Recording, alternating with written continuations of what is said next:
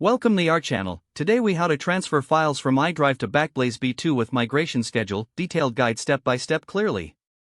First, ensure you have both iDrive and Backblaze B2 accounts set up and accessible. Log into your iDrive account. Navigate to the files you wish to transfer. Select the files or folders you want to move to Backblaze B2. Click on the download option to save these files to your local device.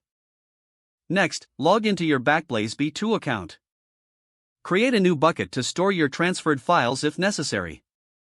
Make note of the bucket name for later use. Now, download and install the Backblaze B2 command line tool or any preferred third-party client that supports B2. Open the command line tool or third-party client. Input the necessary API credentials for your Backblaze B2 account. Choose the directory where you save the iDrive files on your local device. Begin the upload process to transfer files from your local device to the Backblaze B2 bucket. For scheduled migrations, open a task scheduler tool on your device. Create a new task and set it to run at your preferred interval. In the task settings, specify the command to upload your iDrive files to Backblaze B2 automatically. Save the task and ensure it is enabled. Monitor the initial transfer to ensure all files are correctly uploaded. Check back on Backblaze B2 to confirm that the files appear as expected. Repeat any steps if necessary to ensure all desired files are transferred. Adjust the migration schedule if needed based on your transfer preferences.